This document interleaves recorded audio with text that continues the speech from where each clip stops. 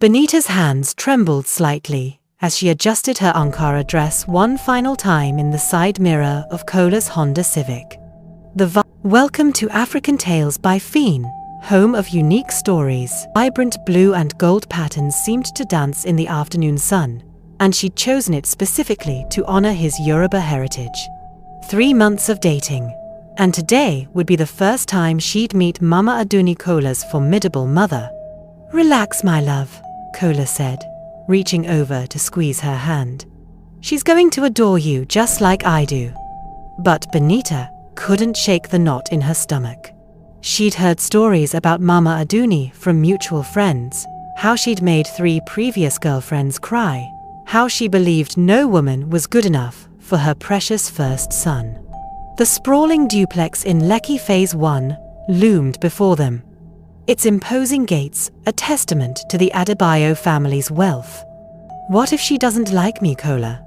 What if—" "Stop overthinking," he interrupted, his deep voice warm with affection. "You're beautiful, intelligent, and you make me happy. That's all that matters." As they approached the ornate front door, Benita whispered a quick prayer. She had no idea that this visit would change everything. Mama Aduni's house servant them through marble corridors, adorned with family portraits and expensive artwork. The scent of jollof rice and fried plantains wafted from the kitchen, making Benita's mouth water despite her nervousness. "Madam is in the sitting room," her voice barely above a whisper. The sitting room was a masterpiece of Nigerian luxury Italian leather sofas, crystal chandeliers, and a massive television mounted on the wall. But all of it paled in comparison to the woman seated regally in the center sofa. Mama Aduni was a force of nature, even at 62.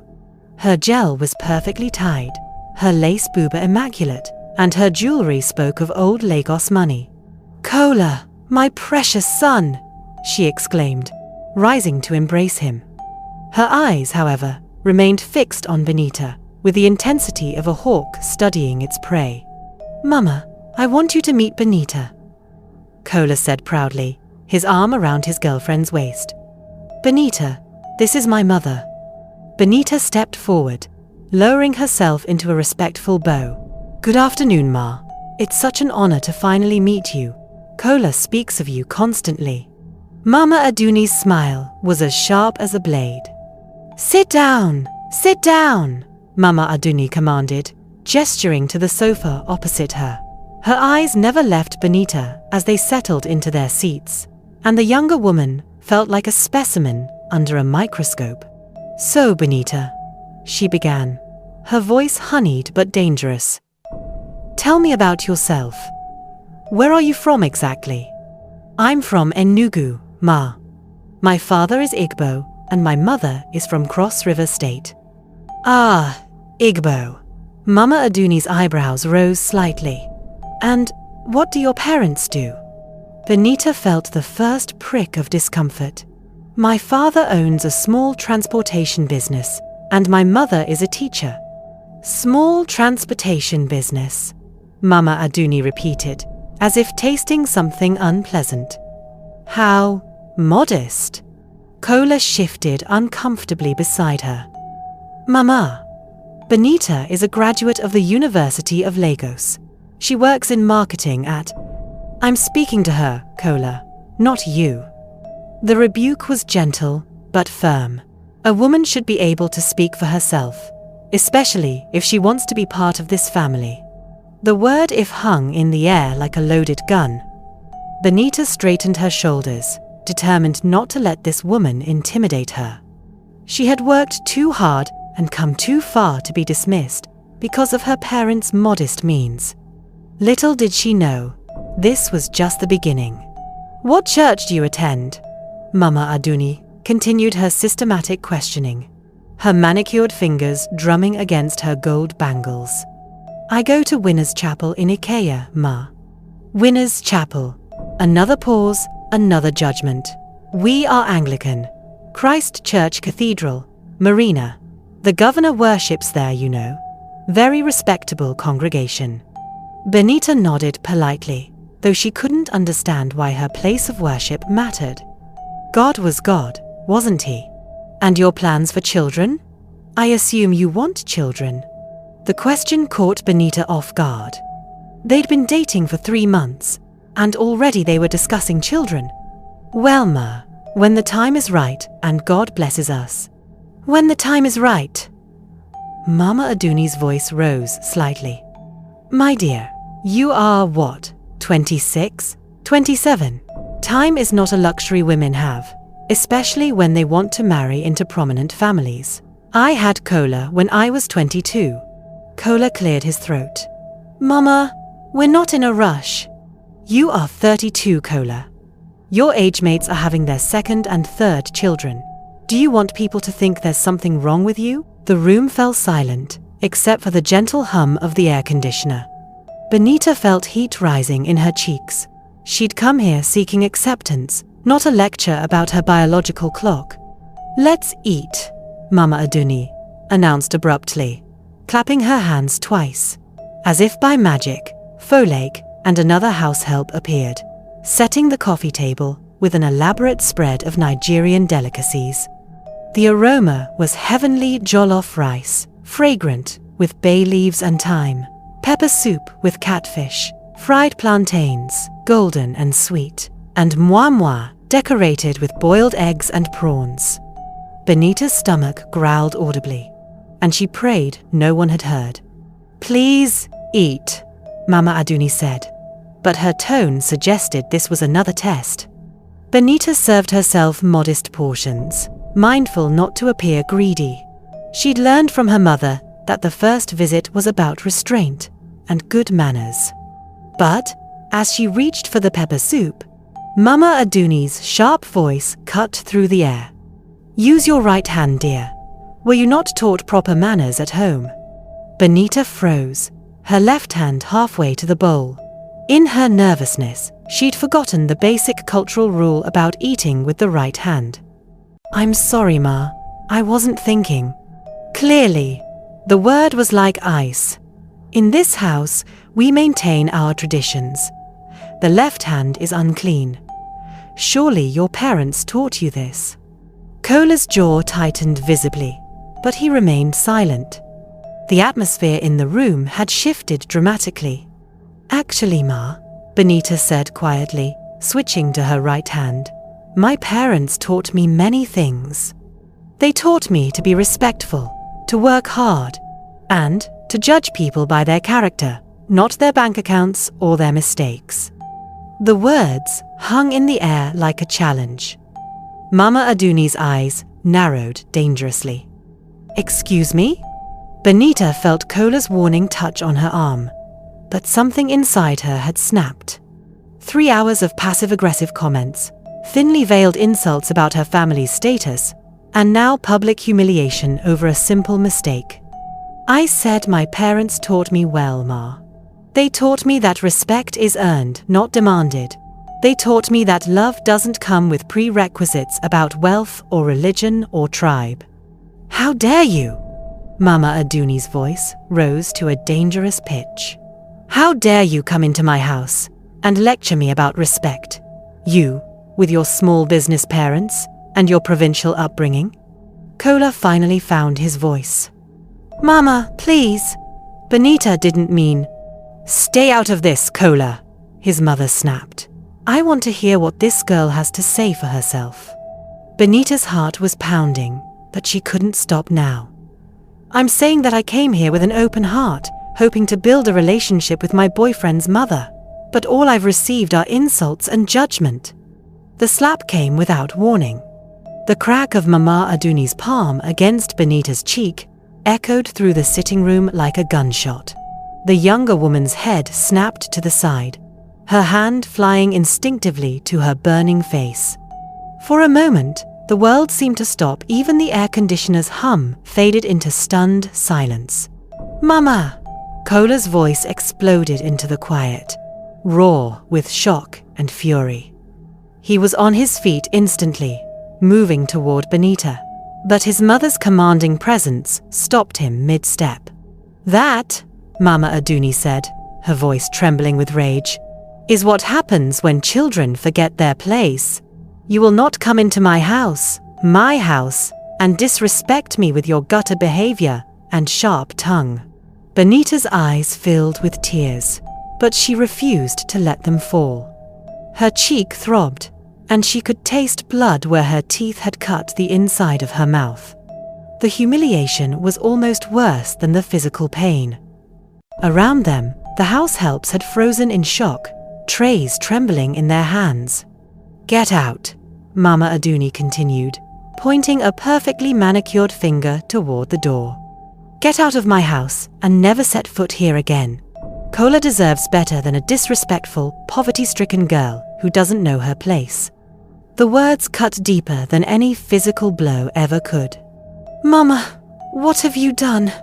Kola's voice was barely recognizable, thick with disbelief and anger. He moved quickly to Benita's side, his hands gentle as they examined her reddening cheek. "I've done what needed to be done," his mother replied coldly. "That girl needed to learn respect." "By slapping her?" Kola's voice rose.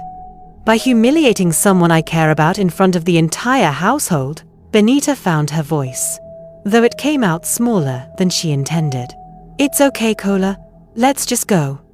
"No, it's not okay." He whirled around to face his mother, his usually calm demeanor completely shattered. "Nothing about this is okay, Mama. You've crossed a line." Mama Aduni's expression hardened further. "So, you choose this girl over your family? Over your mother, who sacrificed everything for you?" The question hung between them like a sword. Benita watched Kola's face, seeing the agony of a man torn between the woman who raised him and the woman he was falling in love with. His silence stretched on, and with each passing second, Benita felt her heart break a little more. She had her answer. In the moment when she needed him most, Kola hesitated, and that hesitation told her everything she needed to know about where she stood in his priorities. Without another word, she gathered her purse and walked toward the door. "Benita, wait!" Kola's voice followed her as she stepped out of the oppressive atmosphere of the sitting room. Her sandals clicked against the marble floor as she moved through the corridor, past the expensive artwork and family portraits that now seemed to mock her presence. She could hear him behind her, his footsteps urgent, but she didn't slow down. The front door seemed miles away, and all she wanted was to escape this house of humiliation and broken dreams. "Please, just wait. Let me explain." She spun around in the foyer, her eyes blazing with hurt and disappointment. "Explain what, Kola? Explain how you stood there and watched your mother slap me? Explain how you hesitated when she asked you to choose? It's not that simple." "It is exactly that simple." The tears she'd been holding back finally spilled over. "Your mother physically assaulted me, insulted my family, and degraded everything I am. And you stood there weighing your options. You stood there calculating whether I was worth defending." Kola's face crumpled. "That's not fair. You don't understand the pressure." "I understand perfectly." Benita's voice was steady now, cold with the clarity that comes from heartbreak. "I understand that I will never be enough for your family. I understand that my love for you isn't enough to overcome their prejudice. And I understand that you're not strong enough to stand up for us." The front door opened with a soft click, and afternoon sunlight streamed in, offering her a path to freedom. The Uber ride back to her apartment in Surulere felt endless. Benita stared out the window at the Lagos traffic, her reflection showing a young woman with a swollen cheek and tear-stained makeup. Her phone buzzed constantly with calls from Kola, but she couldn't bring herself to answer. Back in her small but comfortable one-bedroom flat, she finally allowed herself to fall apart. The sobs came in waves, each one carrying the weight of shattered expectations and broken dreams. She'd genuinely cared for Kola, had begun to imagine a future with him despite their different backgrounds. Her phone rang again. This time, it wasn't Kola's name on the screen, it was her best friend, Chioma. "Babe, how did it go with the mother-in-law?" Chioma's cheerful voice was like salt in a fresh wound. "She slapped me, Chi." The silence on the other end of the line stretched for several heartbeats. She did what?